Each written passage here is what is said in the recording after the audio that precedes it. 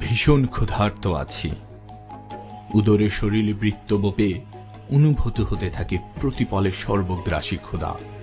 অনাবৃষ্টি যেমন চৈত্রের শস্যক্ষেত্রে জেলে দেয় প্রহূত দাহন, তেমন ক্ষুধার জ্বালা দেহে।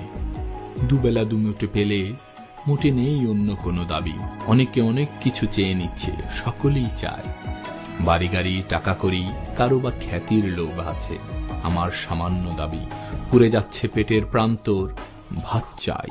এই চাওয়া সরাসরি, ঠান্ডা বা গরম, সরু বা দারুণ মোটা।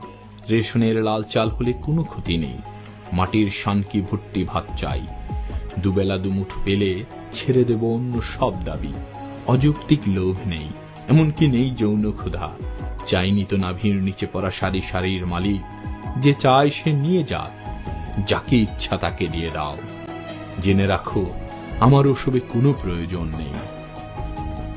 যদি না মেটাতে পারো আমার এই সামান্য দাবি, তোমার সমস্ত রাজ্যে দক্ষযজ্ঞ কাণ্ড ঘটে যাবে।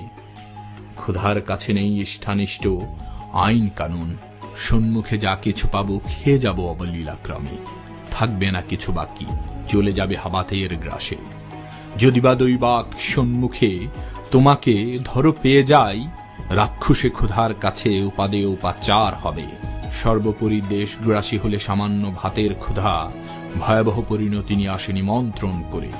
দৃশ্য হতে দ্রষ্টাব্দী ধারাবাহিকতা খেয়ে ফেলে অবশেষে যথাক্রমে খাবো গাছপালা, নদীনালা, গ্রামগঞ্জ, ফুটপাত, নর্দমার জলের প্রপাত, চলাচলকারী পথচারী, নিতম্ব প্রধান নারী, উদ্দিন পতাকা সহ খাদ্যমন্ত্রী, মন্ত্রীর গাড়ি।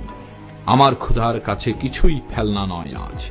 ভাত দে হারামজাদা, তা না হলে মানচিত্র খাবো।